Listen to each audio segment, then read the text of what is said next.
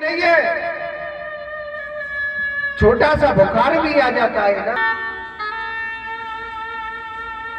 इस अग्नि की जलती हुई लकड़ी से आपको मारूंगा।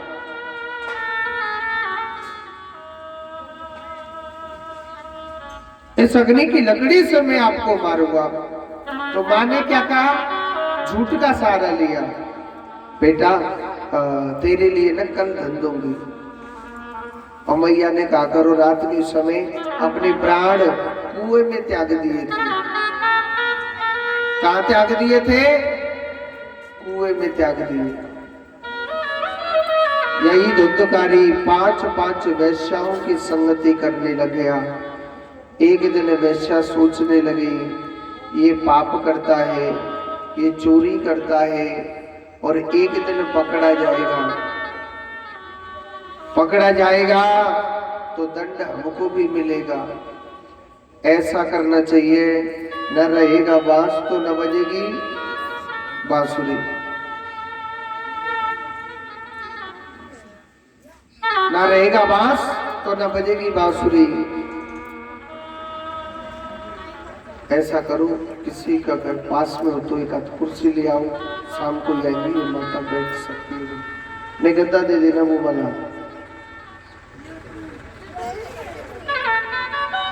न रहेगा बांस तो न बजेगी बांसुरी। इस धुंधकारी को ही मार दो। तो धुंधकारी के लिए क्या किया? सोते हुए धुंधकारी को और जलते हुए अंगारों से उसे खत्म कर दिया था। सोते हुए धुंधकारी को जब खत्म कर दिया, सुखदेव जी कहते हैं परीक्षित, सनत कुमार जी कहते हैं नारद जी, अब इसी धुंधकारी को प्रेत योनि मिली और इसके उद्धार के लिए श्रीमद् भागवत कथा कराई थी। क्योंकि भागवत कथा का नियम है कि भागवत कथा की जितनी दूर दूर तक आवाज जाती है उतनी उतनी जगह पवित्र हो जाती है। उसमें भूत प्रेत कभी नहीं आ सकता है। फिर वो धुंधकारी कैसे आया? वहां एक 7 गांठ का बांस था, उसके नाम का संकल्प किया और उसके निमित्त कथा सुनाई थी, इसलिए उनका उद्धार होता है। एक बार जोर से बोलो राधे राधे। ऐसे नाची और जोर से बोलो राधे राधे। तो देखो भागवत का प्राकट्य कैसे हुआ। सुक माने तोता। एक तोता वैकुंठ लोक पर रहा करता था। तो वैकुंठ लोक पर वह तोता रहता था, भगवान का भजन करते थे। वह तोता भगवान का चिंतन करता था। किशोरी राधा रानी कहने लगी, हे सुखदेव आप जाओ, जन जन को कथा सुनाना, ये आपको हमारी आज्ञा है। ये हमारी आज्ञा है, आप जाओ ना। तो यही तोता कहने लगा, माता मैं तो नहीं जा रहा। क्यों? क्योंकि माता मैं आपके नाम की 2-4 मालाएं भजन करता रहता हूं। माता मैं आपके नाम की 2-4 माला भजन करता रहता हूं। माता अगर मैं धरती पर चला गया, हाय हाय हाय हाय मैं तो सब कुछ भूल जाऊंगा। माता मैं तो नहीं जा रहा, इस माया में लीन हो जाऊंगा। मगर राधा रानी कहने लगे, हम आपको वचन देते हैं, वरदान देते हैं कि आप इस धरती पर जाओ और हमारी माया में लिप्त नहीं होंगे। तो किशोरी राधा रानी की बात मान करके यही तोता धरती पर आया और एक गर्भ रूपी अंडे में आके बैठ जाता है। अब इनको कोई प्रकट करवाने वाला चाहिए ना। कहते हैं कि कोई भी कथा आती है सबसे पहले नारद जी का नाम आता है। पता है क्यों आता है? भगवान का मन ही नारद है। क्या है? भगवान का मन ही नारद है। और सुनो, नारद जी ऐसे संत हैं, चाहे जिसमें लड़ाई करा देते हैं, चाहे जिसमें लड़ाई करा देते और चाहे जिसमें राजीनामा भी करा देते, ऐसे संत नारद जी। नारद जी मन में सोचने लगे, हमने सबकी लड़ाई करवा दी, मगर कभी भोले बाबा और पार्वती मैया की लड़ाई नहीं कराई। अब देखिए, भोले बाबा में और पार्वती मैया में लड़ाई होगी, कैसे लड़ाई होगी, ध्यान से सुनना है। तो भोले बाबा ने क्या किया,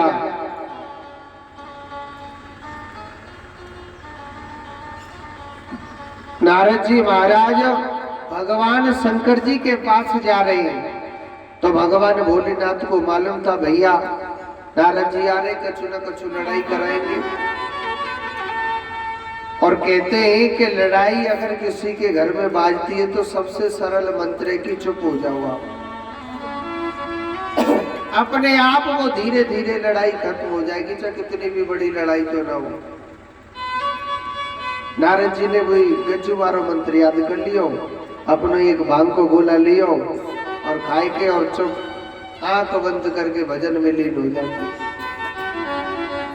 नारद जी आए, नारायण नारायण करते हुए कहने लगे, अरे ओ बाबा, बाबा प्रणाम करता हूं। बाबा तो आंख बंद करके भजन करने के चुप बैठ गए थे, उनको मालूम है कुछ ना कुछ गड़बड़ी करेंगे। आंख बंद करके भजन करने बैठ गए। और कहते हैं कि जब भजन करते हैं या भोजन करते हैं तो बीच में खड़ा नहीं होना चाहिए और नहीं बोलना चाहिए। अब नारद जी सोचने लगे, भैया बाबा भजन करने लग रहे तो भजन करने लग रहे तो लड़ाई कैंसिल होगी है? चलो बाद में लड़ाई करवा देंगे, कोई बात नहीं, माता जी से मिलता हुआ निकल जाओ। तो बाबा को मत्था टेक करके भोलेनाथ को सीधे चल दिए थे नारद जी। अब सीधे चल दिए, पार्वती माता को प्रणाम किया। नारद जी पार्वती माता को अपनी मां समझते थे और पार्वती माता नारद जी को अपना गुरु मानती थी। नारद जी ने प्रणाम किया, पार्वती माता बड़ी प्रसन्न हुई, कहने लगी, अरे ओ नारद जी, आप हमारे घर पधारे महाराज, हमारे बड़े अहोभाग्य धन्य भाग्य। 4 लड्डू 1 गिलास दूध रख दिया, महाराज लगाओ हो, जाओ स्टार्ट। कहने लगे महाराज, पार्वती माता कहने लगी थी, प्रभु आप पहले रोज आते थे हमारे घर पे, आजकल आपने आना जाना सब कुछ बंद सा कर दिया। नारद जी कहने लगे, माता वो तो है, मगर क्या है माता, हमने आना जाना सब कुछ ऐसे ही बंद कर दिया। क्यों माता, आपको क्या बताएं, ये संसार सब स्वार्थ का है। किसका है? मतलब का संसार। तो माता हमने इसीलिए आना जाना सब कुछ बंद कर दिया माता। किसी को भी देखो, सब लोग मतलब के, सब लोग स्वार्थ से बुलाते हैं। एक बात बोलो, नारद जी दुनिया की बुराई करें और पार्वती माता अपने स्वामी जी की बड़ी बड़ाई करती, पति की। महाराज ये बात तो कहते हैं बहुत दुनिया मतलब की हो गई, मगर हमारे पति ना राम राम राम बिल्कुल स्वार्थी नहीं है महाराज। महाराज हमारे पति हमसे इतना प्रेम करते, इतना प्रेम करते, बहुत ज्यादा। महाराज जी सोच रहे, लाला कछु न कछु दार में कारो देखे। नारद जी कहने लगे, भैया आपसे बाबा प्रेम करते, मैंने बहुत ज्यादा, मैंने कितनों इतनों सो प्रेम करते कि इतनों के इतनों के इतनों के इतनों कितनों, कोई सीमा भी तो होगी। पर महाराज मेरे पति मुझसे इतना प्रेम करते, शास्त्रों में कहा गया है कि गुरुजी जो कान में गुरु मंत्र देते वो अपनी पत्नी तक को नहीं बताना चाहिए। मेरे पति तो इतने भोले हैं, सबसे पहले मुझे बता दिया। नारद जी कहने लगे, ओ मैया ये गुरु मंत्र बता दियो तो सब कछु नहीं बताए। हाँ मैया आपको मालूम है बाबा भोलेनाथ के गले में जो मुंडों की माला है वो किसके नाम की है? पार्वती माता कहने लगी, महाराज प्रेम तो करते मगर ये तो मुझे नहीं पता यार, ये तो मुझे नहीं पता। नारद जी कहने लगे, फिर क्या खाक प्रेम करते आपसे? मैया जो 24 घंटे मुंडों की माला अपने कंठ में धारण करके रखते हैं, आपको जी नहीं पतो तो कछु नहीं पतो। भैया हमने तो पहले ही कह दी दुनिया मतलब की है तो मतलब की है, और बाबा तो कछु ज्यादा ही मतलब के। हाँ बाबा अपने शरीर में जो भभूति लगाते हैं ना पूरे शरीर में, वो पता है कब और के नाम की लगाते हैं। और तो कहा बताऊं मैया, बाबा ने एक दूसरी शादी कर रखी है। मगर मैया बात बहुत है, अब हम थोड़ा जल्दी में चलते राधे राधे कह के चले गए। बीज तो बेदी और काके है। और एक बात बोलूं, अगर मैया ने पतो लग जाए कि हमारे कसम ने दूसरों ब्याह कर रखो तो गुस्सा आवेगो के नाम। हमारे स्वामी जी ने दूसरी शादी कर रखी है तो थोड़ा सो गुस्सा आवेगो या ज्यादा सो? क्यों जी, ज्यादा आवेगो को थोड़ा सो आवेगो ना ज्यादा? अब एक बात बोलूं, पार्वती माता को ना बहुत ज्यादा गुस्सा आ गया। अच्छा पहले क्या है, बड़ी मर्यादा थी, अगर कोई माता रूठती थी या नाराज होती थी पहले बहुत मर्यादा थी।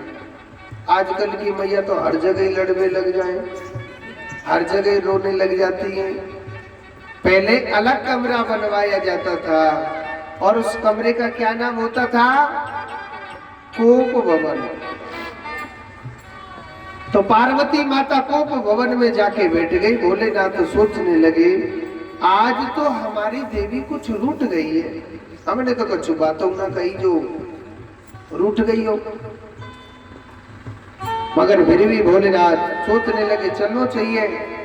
अब भगवान भोलेनाथ कोप भवन में गए और पार्वती माता से कहने लगे, हे देवी क्या बात है? हे देवी क्या बात है, आप हमको बताओ ना। पार्वती माता कहने लगी, नहीं नहीं महाराज, देखो आप हमसे बातें मत करो और हम आपसे बातें नहीं कर रहे। बोले बाबा कह रहे ठीक है नहीं बातें करेंगे, मगर बात तो बताइए, बात क्या है? पार्वती माता कहने लगी, बोल दिया ना हमने, आप हमसे बातें मत करो, हम आपसे बातें नहीं कर रहे। बोले बाबा जोतरू लाला आज तो देवी कछु ज्यादा ही जुड़ते गुस्सा है गई दिखे, कछु न कछु तो दार में कारो, और आंख बंद करके देखे तो पूरी दारे कारी पड़ी है। कैसे? जो भोलेनाथ है उन्होंने अपनी दिव्य दृष्टि से देखा कि संत नारद जी आए हुए। सोचने लगे आज तो कुछ न कुछ लड़ाई को बीज बह दियो। भोले बाबा कहने लगा, देवी चलो ठीक है आप हमसे बातें मत करो, मगर एक बात बताइए, क्या यहाँ संत नारद जी चल के आए थे क्या? पार्वती माता कहने लगी हाँ। भोले बाबा कहने लगे फिर तो अड्डा कोई कसूर नहीं है जी। अरे जिस घर में नारद जी आ जाए लात घूसाओं से बातें होती है। शुक्र है मेरे राम का यहाँ भी मुंह से काम चल रहा है। हाँ। पार्वती माता कहने लगी अच्छा हुआ संत नारद मेरे घर पे आ गए और मेरी आंखों को खोल के चले गए। बोले बाबा कह रहा को ज्यादा तो ना खोल दई, मतलब अरे ऐसी का बात बोल दई कि आप हमसे नहीं बातें कर रहे, आप हमसे नहीं बोल रहे, आप हमसे बातें नहीं कर रहे, ऐसी कहा बात बोल रही। कहने लगे महाराज यहाँ पर आए थे संत नारद, वो कहने लग रहे थे आपके गले में जो मुंडों की माला है वो किसी और के नाम की है। बोले बाबा कह रहा हाँ वो तो है, बस यही बात पर उठ गई। नहीं नहीं महाराज एक बात और है। क्या? आप जो चिता की भस्मी लगाते हो वो किसी और के नाम की लगाते हो। बोले बाबा कह रहा हाँ वो तो मैं लगाता हूँ, बस यही बात पर उठ गई। नहीं नहीं महाराज एक बात अभी और है। कहा वाल्मीकि महाराज बताइए आपके बारे में कि आपने एक दूसरी थोड़ी कड़क बात थी ना, बड़ी बात थी, थोड़ी हिचकिचा करके बोली थी। महाराज आपने ना दूसरी शादी कर रखी है। बोले बाबा कर हाँ मैंने तो कर रखी है। पार्वती माता कहने लगी मेरे अलावा कोई दूसरी भी शादी कर रखी? बोले हाँ। अब तो गुस्सा ना, बहुत ज्यादा गुस्सा आएगा। पार्वती माता कहने लगी महाराज मेरे बाद आपने भी शादी करी और? बोले कि हाँ, मगर देवी यो नहीं पूछे कि कौन ते ब्याह करो, कब और ते न करो तो ही ते ब्याह करो। कभी तूने सती रूप धारण किया है, कभी किसी रूप को धारण किया, कभी कात्यायनी रूप धारण किया, हर रूप में मैंने तुझसे विवाह रचाया, हर रूप का मुंड मैंने काट करके अपनी माला में पिरो लिया। और देवी चिता की भस्मी का और की नहीं लगाऊं, तेरे नाम की लगाऊं। देवी मैंने आपसे ही विवाह रचाया है। अब तो पार्वती माता डबल टेंशन में हो गई।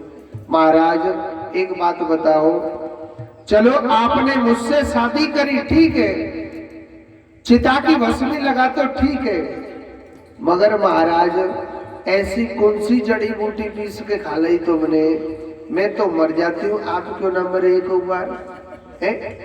ऐसी कौन सी पुड़िया घोर के पी ली महाराज जो मेरी मृत्यु आ जाती है, आपकी आती नहीं है?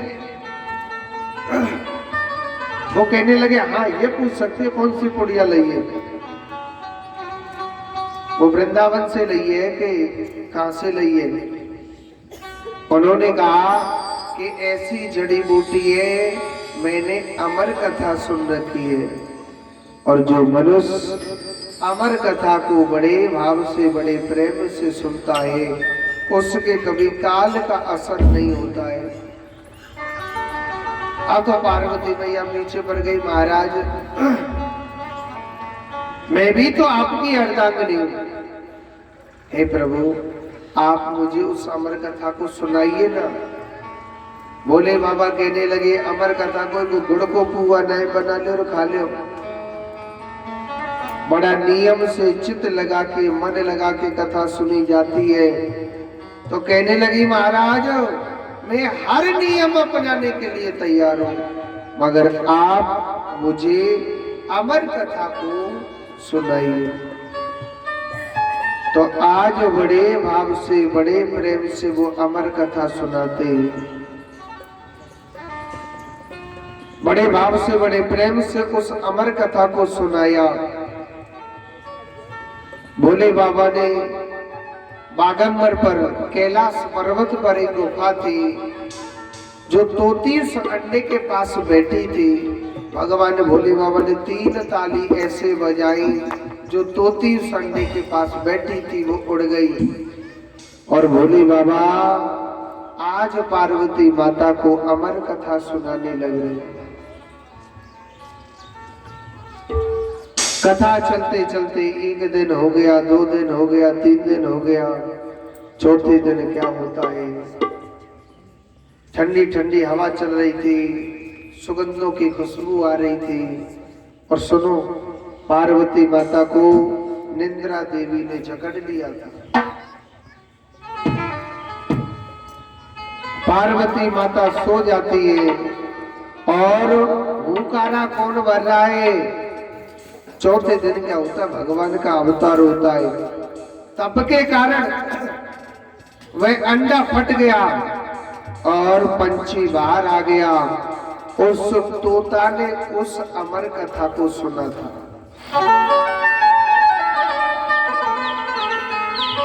तोता ने उस अमर कथा को सुनने लग रहे। आज भोले बाबा बड़े कृपालु हैं, बड़े दयालु हैं, जो कथा सुना रहे नेत्र बंद करके। भोले बाबा ने जब आंखें खोली, सोचा मैंने आज 7 दिवसीय कथा सुनाई, अमर कथा। देखा था कि पार्वती सोई हुई है। भोले बाबा तोता को मारने के लिए अपने त्रिशूल उठाया और जैसे ही त्रिशूल उठाया तो तुरंत वहीं से वो तोता उड़ जाता है। पंछी आगे आगे जा रहा है, भोले बाबा त्रिशूल लेकर के उसके पीछे पीछे दौड़े दौड़े जा रहे हैं। भोले बाबा कह रहा भैया भैया पकड़ो पकड़ो चोर जो मेरे ज्ञान को चुरा के ले जा रहा है। यही तोता उड़ता हुआ कहां गया था? बद्री का आश्रम गया। व्यास जी महाराज की पत्नी का नाम था विटका।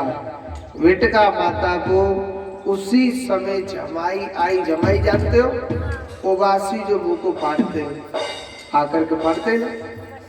तो वही तोता सीधो मुख में चला गया और सीधो पेट में चले जाता।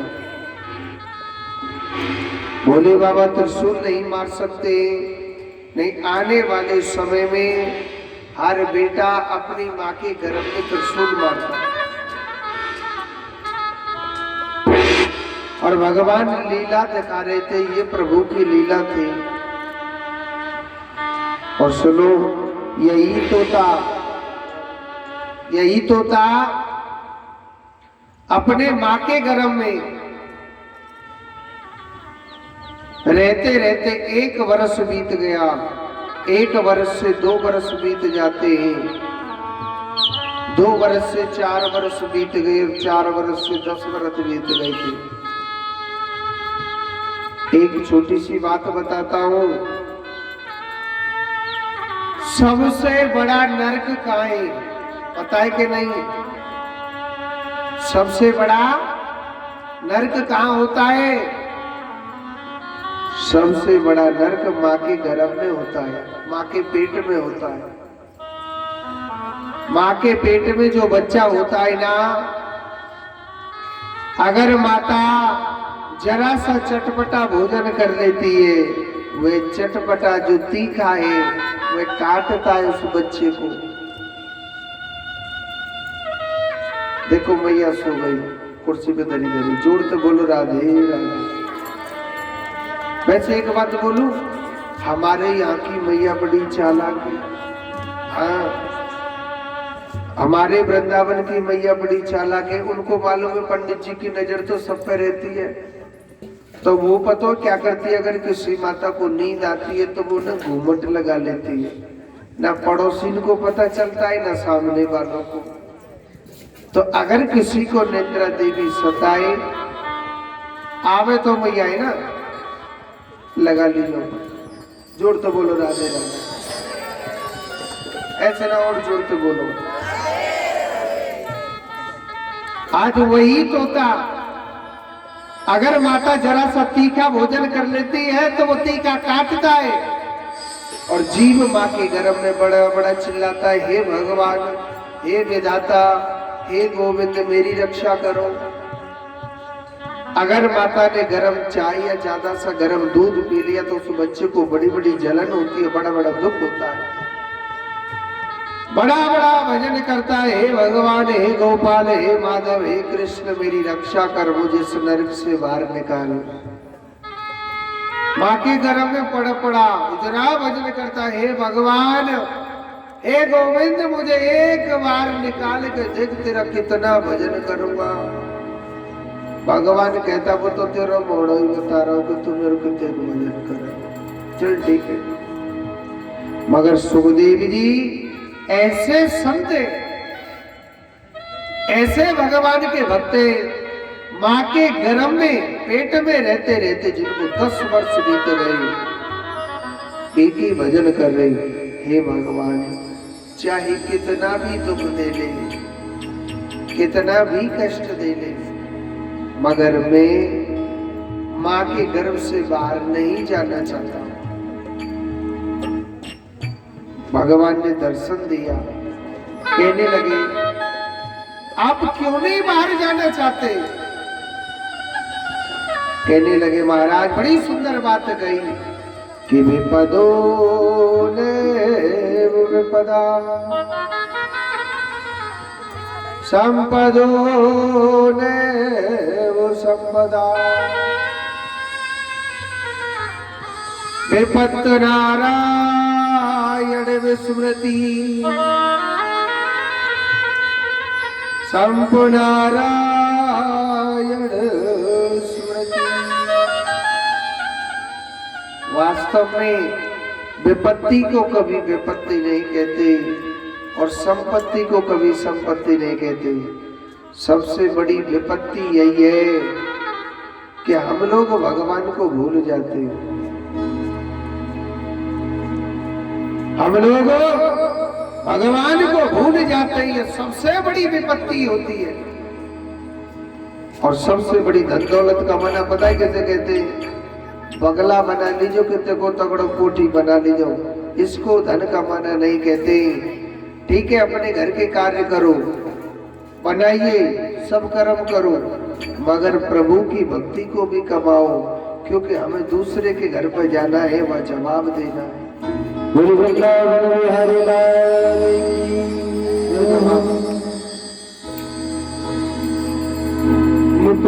का कोई तो जतन कर ले,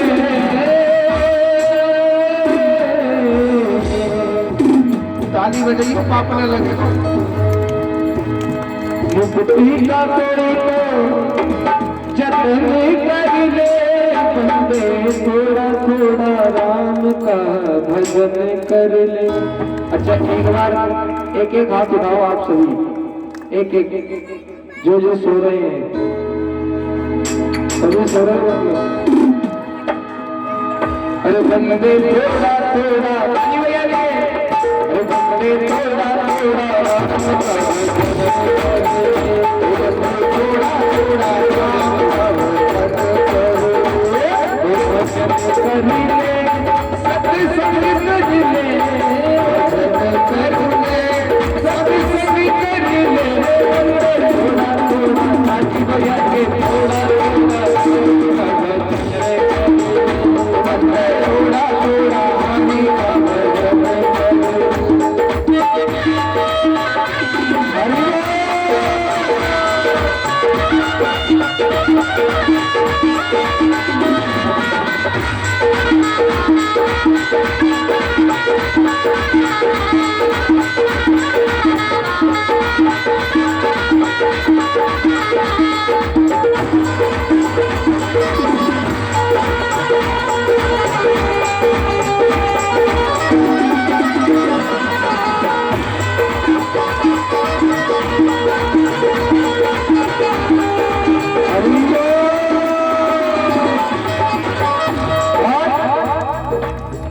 संगत कर अच्छे लोगों की, संगत कर अच्छे लोगों की, संगत कर अच्छे लोगों की, ओ संगत कर अच्छे लोगों की, सब मिल जाएगी सभी लोगों की, सब मिल जाएगी सभी लोगों की।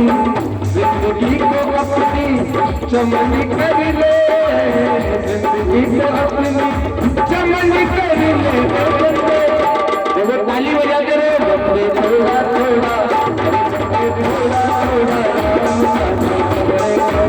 भजन कर ले, थोड़ा थोड़ा राम का भजन कर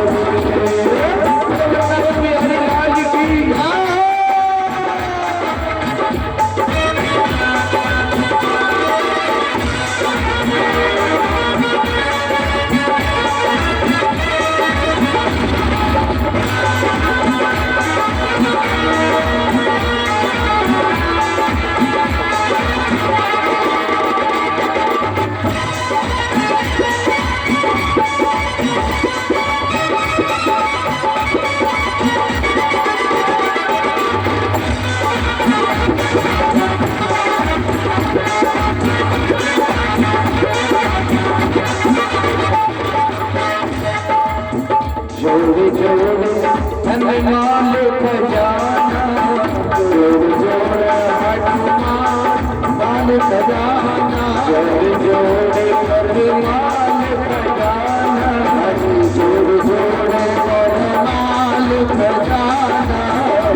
यही रह जाएगा, यही रह जाएगा कहता जमाना, यही रह जाएगा ये कहता जमाना।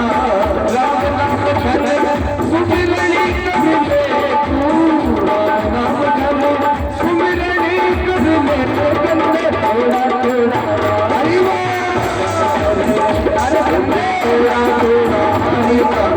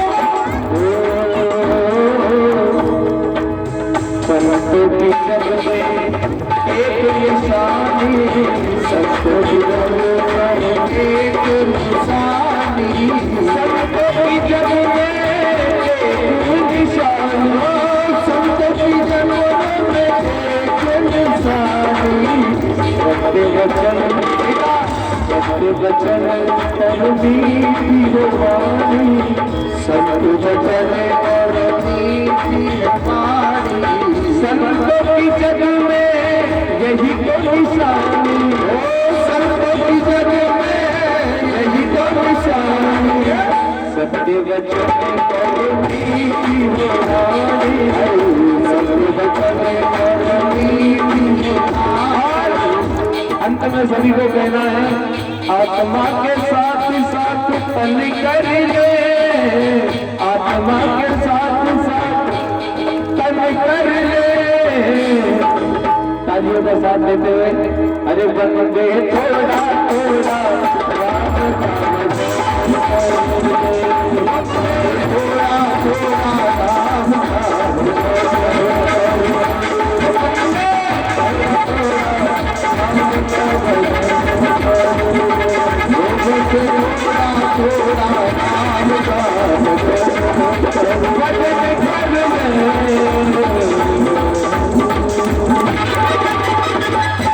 बोलिए राधा रानी की एक बार जोर से बोलो। पीछे वाले तो बोले ना रे, कुर्सी पे धरे का बिल के नखरे देखो मोड़े तो राधे राधे बोले ना रे। जोड़ते बोलो सभी राधे राधे।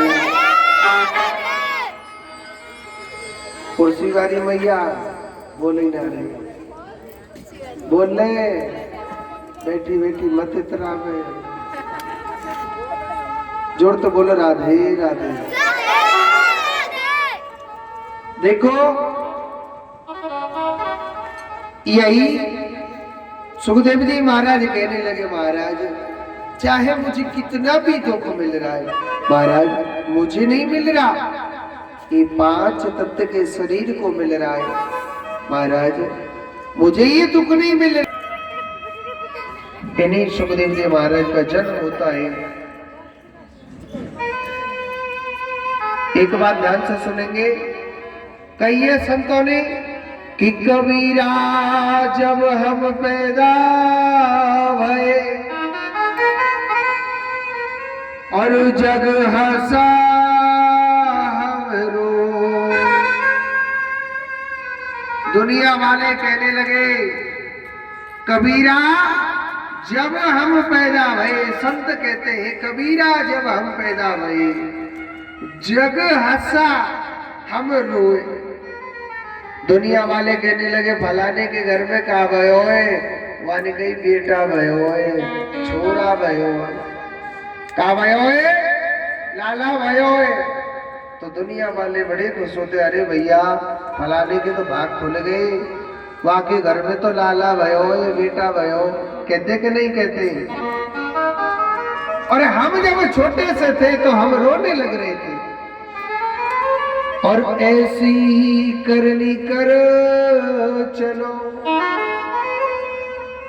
हम हंसे जगरो। ऐसी करनी क्या है जो दुनिया वाले रोवे और हम हंसे, ऐसी करनी है भगवान का नाम। अगर किसी का बच्चा भगवान के मंदिर में जाता है, आज की माताएं कैसी हो गई, अगर किसी का बच्चा भगवान के मंदिर में जाता है तो माताएं रोकती है, बेटा वहां मत जाओ। अगर कोई बच्चा भगवान का भजन करता है तो दुनिया से हो गए जिनके माँ बाप रोडों पर पड़े, कि जिस बहू ने जिस बेटा ने जिस बहू ने अपने सास ससुर की सेवा करी है तो तुम्हारी संतान जरूर जरूर सेवा करेगी। और जिस बहू ने कभी अपने सास ससुर की सेवा, क्योंकि भगवान कर्मों में वास करता है, भगवान पाखंडता में वास नहीं करता। तुम्हारा घर का देवता रूठा हुआ है, घर का देवता दुख भोग रहा है और तुम भागवत सुन रहे हो, वो कभी भला नहीं करता। भगवान कभी भला नहीं करता, क्योंकि मेरा कृष्ण कर्मों में वास करता है, भगवान पाखंडता में वास नहीं कर रहे। वो कहते कि नहीं कहते? यानी अगर तुमने अपने सास ससुर की सेवा करी है वैसा फल मिलेगा। फल कोई से वाला समय, यानी मेरा पुत्र पुत्री वो मेरा भविष्य है, तेरे सोचने से कभी कुछ नहीं होता। तो जोड़ते बोलो राधे राधे। एक बार और बोलना पड़ेगा। भगवान जो चाहता वही होता है। श्री सुखदेव जी महाराज सीधे चल दिए, पिता पीछे पीछे दौड़े दौड़े जा रहे। अरे बेटा, अरे सुखदेव आप हमको छोड़ के मत जाओ। सुखदेव जी महाराज को दिया। इनके जो प्रिय श्रोता बनते हैं ये कौन बने थे? परीक्षित जी महाराज। ये परीक्षित कौन है? पांडु के पुत्र हुए अर्जुन। अर्जुन जिन्होंने महाभारत का युद्ध किया। अर्जुन के पुत्र होते अभिमन्यु, और अभिमन्यु के पुत्र है कौन? राजा परीक्षित। परीक्षित जी महाराज का अच्छा सुंदर राजपाट था। ऐसा राजपाट था कि एक ही घाट पर शेर और बकरी पानी पिया करते थे। बड़ा सुंदर राजपाट था। एक दिन क्या होता है, राजा परीक्षित ने एक दृश्य देखा था। क्या? एक बैल को एक काला कलूटा आदमी बड़ी जोर जोर से पीटने लग रहा था। एक बैल को एक काला कलूटा इंसान बड़ी जोर जोर से पीटने लग रहा था। तो गौ माता रो रो करके भगवान से कह रही है कि आज देखो समय कैसा आ गया। आज समय कैसा आ गया कि जीव गाय की सेवा नहीं करता है। आज कैसा समय आ गया, ये काला कलूटा आदमी धर्म रूपी बैल को बड़ी जोर जोर से पीटने लग रहा है। तो वो भगवान को पुकार रहे थे। उस बैल को इतनी जोर से पीटा कि उसके 3 पैर तोड़ दिए, एक पैर बचा था। किसका था वो? सत्य का पैर, उसे तोड़ रहा है। बैल थर थर कांपने लग रहा। गौ माता कहने लगी कोई भी राजा ऐसा नहीं है इस पाप से मुक्ति दिलाई। इस बात को राजा परीक्षित सुन रहा था। राजा परीक्षित कहने लगा कि हे गौ माता, सामने को देखा, धर्म जो खड़ा हुआ है वो बैल बन के खड़ा हुआ है। कहने लगा कि ये आपकी दुर्दशा किसने करी है? तो कहने लगे महाराज, हम पर जो अत्याचार किया है, काले कलूटे एक इंसान है, नाम है उसका क्या? कलयुग। कलयुग ने महाराज हमारी दुर्दशा करी है। तो राजा परीक्षित को बड़ी जोर से गुस्सा आया और राजा परीक्षित कहने लगा कि हे कलयुग, तू जहां कहीं भी है या तो मेरे सामने आ जा, नहीं तो मैं तुझे खत्म कर दूंगा। अपने तपोबल से म्यान से तलवार निकाल करके और कलयुग को बुलाने लग रहा है। कलयुग तुरंत आ गया। कलयुग राजा परीक्षित के चरणों में गिर गया। कहने लगा, महाराज 1 मिनट सुनो मेरी बात। आप मुझे मारना चाहते, ठीक है महाराज मार देना, मगर महाराज आप एक बात बताइए, मैं जाऊं तो कहां जाऊं महाराज? किस जगह जाऊं महाराज? मैं जाऊं तो कहां जाऊं, किस जगह जाऊं महाराज? अब मेरा भी तो आगमन हो गया है ना प्रभु, मैं कहां जाऊं? तो राजा परीक्षित ने 3 स्थान दिए। कितने स्थान दिए थे? 3 स्थान दिए थे। पहला, जो मनुष्य मांस भक्षण करेगा उसके घर में कलयुग का वासा रहेगा। दूसरा, जो मनुष्य वैश्यागमन करेगा उसके घर में कलयुग का वासा रहेगा।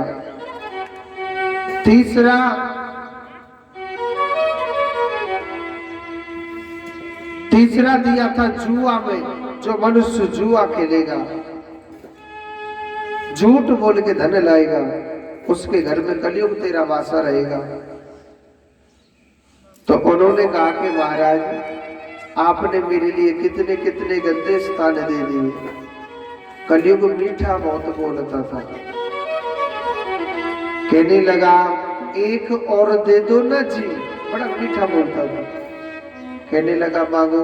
वन के मुझे ना धन चाहिए, सोना चांदी। अच्छा बन के, हाँ ठीक है, तो धन चाहिए, सोना चांदी चाहिए, ठीक है। तो जो अधर्म का कमाया हुआ धन होगा ना, सोना चांदी होगा, कलयुग उसमें तेरा वासा रहेगा। 4 स्थान दे दिए। और सुनो, कलयुग के राजा परीक्षित के सिर पर सोने का मुकुट था। उनके दादा परदादा जीत के लाए थे, वो अधर्म का मुकुट था। उसमें कलयुग प्रवेश कर गया, राजा परीक्षित की बुद्धि को भ्रष्ट कर दिया। राजा परीक्षित शिकार खेलने के लिए बड़ी दूर गए। शिकार खेलते खेलते भयानक जंगल में पहुंच गए। उनको प्यास लगी थी बड़ी जोर से। एक संत के आश्रम में गए। देखा कि एक संत भगवान के भजन कर रहा था। संत का नाम था समीक मुनि। राजा परीक्षित प्यासे पहुंचे उनके आश्रम पर। कहने लगे, भैया कोई है, मुझे जल पिला दो। और संत को पता नहीं था कि मेरे द्वार पे कौन आया है। राजा परीक्षित सोचने लगे, ये कैसा संत है, मेरे लिए पानी नहीं दे रहा पीने के लिए, ये मुझे देख करके ना भजन करने लग गया है, ये तो कोई पाखंडी बैठा है। तो वहां पर एक मरा हुआ सांप पड़ा हुआ था। कौन पड़ा हुआ था? मरा हुआ सांप पड़ा था। तो मरा हुआ सर्प पड़ा। उनके गले में उस मरे हुए सांप को डाल करके और सीधा चले जाता है। जो संत था समीक मुनि, उसके पुत्र को पता चला मेरे पिता का किसने अपमान किया है, अपनी दिव्य दृष्टि से देखा था, तो कहने लगा आप कैसे संत हो, आप कैसे संत हो, आप कैसे ऋषि हो, जो आपने हमारा, आप कैसे ऋषि हो, आप कैसे संत हो। समीक मुनि के पुत्र श्रृंगी मुनि श्राप देता है कि कैसे राजा हो, आपने हमारे पिता का अपमान किया, और जिस राजा ने मेरे पिता का अपमान किया है उस राजा को दंड भोगना पड़ेगा। मैं उसको श्राप देता हूं, आज के ठीक 7वें दिन तक्षक नाग के डस जाने से उसकी मृत्यु हो जाएगी। उसको श्राप दे दिया था। राजा परीक्षित घबरा गया और राजा परीक्षित ने अपने पुत्र जन्मेजय का राज तिलक करके अपने घर का राजपाट त्याग दिया था और सीधे चल दिए थे। भगवान के भजन करने के लिए चल देता है। एक बार जोर से बोलो राधे राधे। बोलिए गोविंद भगवान की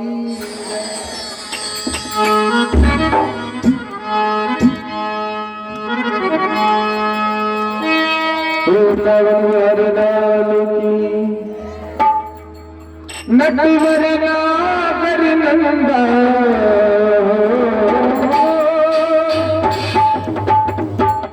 नटवर नागर नंदा बजर मन गोविंदा नटवर नागर नंदा बजर मन गोविंदा श्याम सुंदर मुख चंदा श्याम सुंदर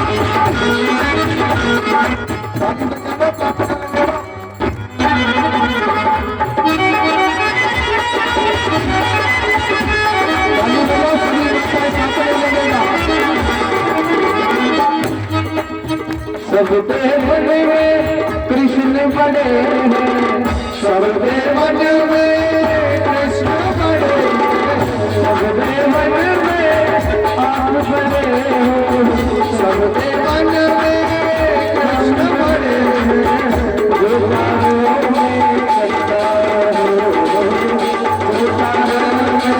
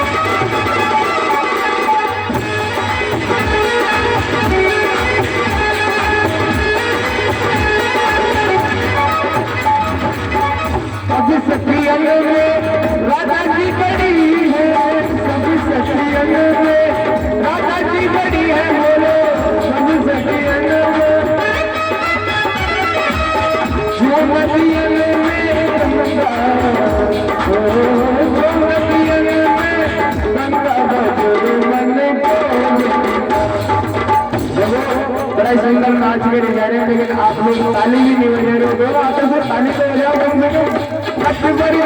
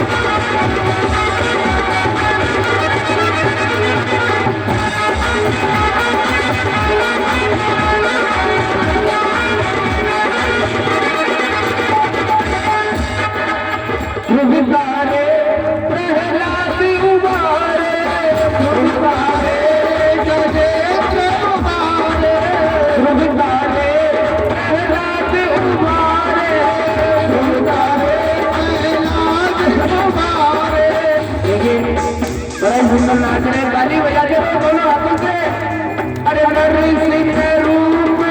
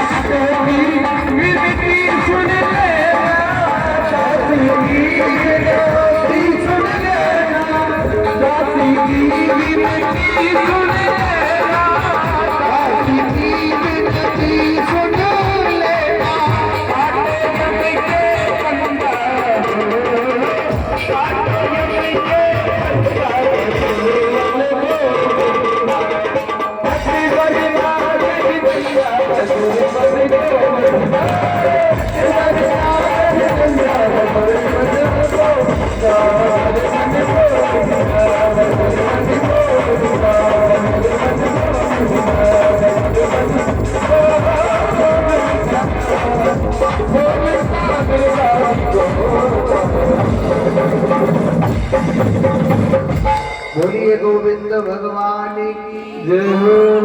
एक बार जोर से बोलो सारे एक बार और बोलो राधे राधे। आज देखो श्री सनत कुमार जी कहने लगे, कर्दम ऋषि सोचने लगा ये दुनिया वाले कैसे हैं, शादी हो जाती है,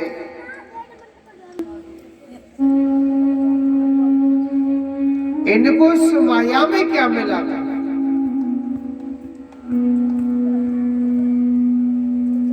उन्हें इस माया में क्या मिलता है? इस माया को देखने के लिए इन्होंने बड़ी कठोर तपस्या करी थी भगवान की।